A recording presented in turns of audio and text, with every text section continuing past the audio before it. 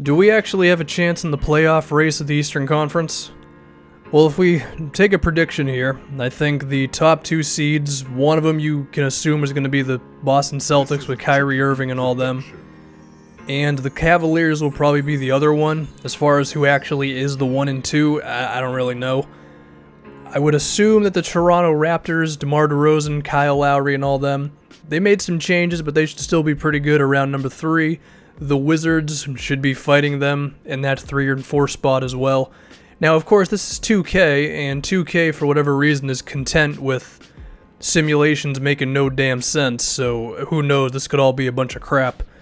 I would hope that the Bucks, as well as like the Miami Heat, would be right on the Raptors and Wizards' tails for the next 2 spots, and then towards the bottom, we're looking at the Detroit Pistons. Is Avery Bradley their best player? I guess it depends on how you feel about Andre Drummond. And then the Charlotte Hornets towards the bottom as well. So is it possible that we could get in there? Potentially. I'm going to use a clip of Kyle O'Quinn to talk about us for 5 seconds having a chance in the playoffs because I forgot to use that clip of O'Quinn. He'll be our backup center and he's pretty good. And this is an interesting thing that 2K has now, sort of like a team play style. According to 2K, we would actually be best with a pick and roll heavy offense. But I'm actually going to go with pace and space right now because I just don't think Ntilikina is the point guard that we really need to run a heavy pick and roll style. Now, I might be wrong on that one, but I'm going to question 2K there. But we're 2 and 6 to begin. Couple of blowouts, couple of close losses as well. And immediately, Porzingis is doing his thing. There's a dog in the background.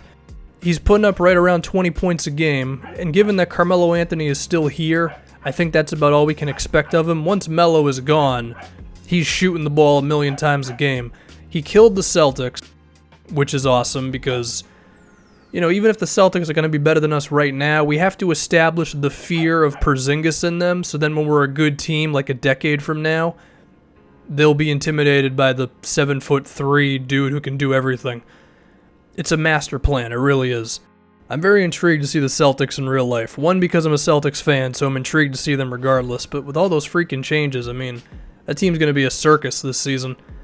Against Brooklyn, he also did a hell of a job. 36 points. I love the 13 rebounds because I don't think his rebounds for the season have actually improved pretty much since his rookie year. He's averaging around 7 a game, which I'm content with right now. I'm just working on the dude's offense.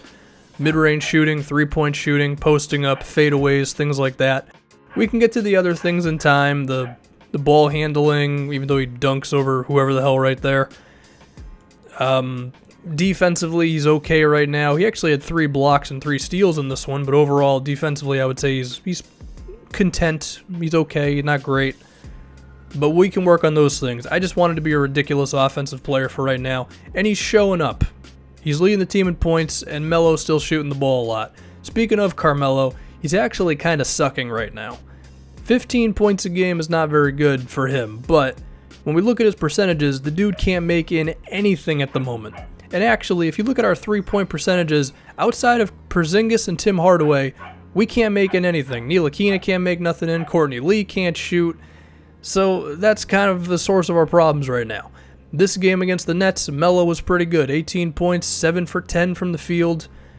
I was expecting Melo to average more points than Porzingis right now. I think Melo's shot tendency is like a 90, and Porzingis's is like mid-80s, I think it is, or something like that. And I'm pretty sure I did the coaching thing for Porzingis to be the first option.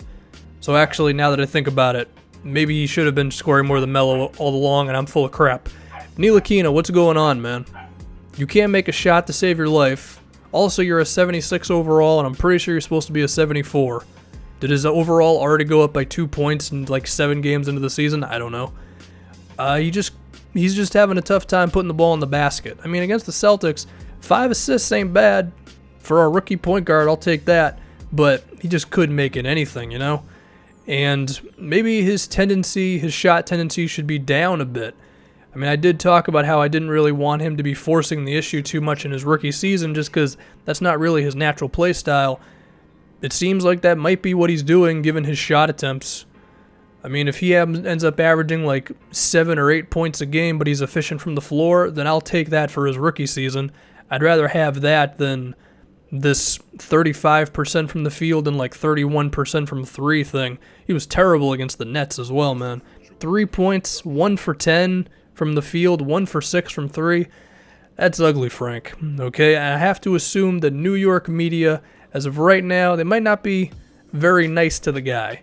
But luckily this is a video game and New York media doesn't make sense. I'm just trying to make a joke. Hopefully it worked out. The thing is, there's not really another option or a point guard spot. There's Ramon Sessions, who is whatever. I might as well just have Frank in there. If anything, I could just reduce Frank's minutes and just reduce his usage. But then against the Phoenix Suns, he was awesome. 15 points, 7 assists, 3 for 4 from 3. He was good in this game as well, so we definitely should not give up on French Frank. I mean, of course we shouldn't. We're, 8 games into his rookie season? I mean, come on.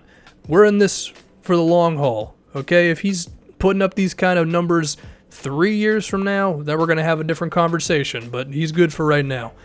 We were terrible against the Nuggets, man. Melo had 8 points. Ntilikina was bad as hell.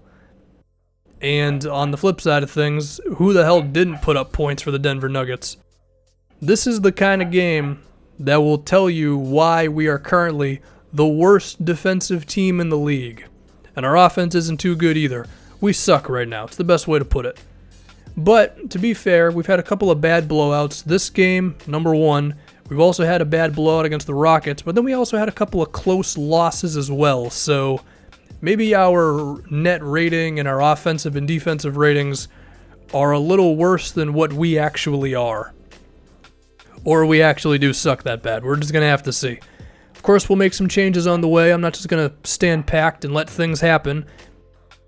And one potential change that could be made is the starting lineup, but I don't want it to be Tim Hardaway Jr. because he's actually been pretty good for us. He's putting up a solid 14 a game, shooting well from the field, shooting well from 3. If anything, we would switch out Willie Hernan-Gomez for Kyle O'Quinn to get a little bit more defense in there because I don't want to take out Hardaway Jr. He's doing a good job. Got to give him some credit. And I also want to give the Brooklyn Nets some credit because they're currently 4-5, and I don't want to go crazy because we're only 9 games into the season, but if they maintain this being around 500, then I could actually see us getting their pick from the Cavaliers, because remember, the Cavs do have the Nets pick for this season from the Kyrie trade. And initially, I didn't want that pick because I thought it was going to be like the 5th pick. And if it was that low, or that high, I should say, then I think trading that for Carmelo Anthony wouldn't really be fair to the Cavaliers. But if it ends up being like the 12th pick, then I think it's a little more fair for that sort of a move to happen. So keep on rooting for the Brooklyn Nets. We can trade Melo to the Cavs and we can get like a high-end lottery pick or a low-end. I don't freaking know what the terminology is for the draft. You understand what I'm saying, hopefully. So, I mean, Brooklyn, if you could just keep on maintaining being okay, I would really love that one. So to sum this thing up, the Zinger's killing it, Hardaway's killing it, and everybody else sucks. So hopefully we can just improve on this.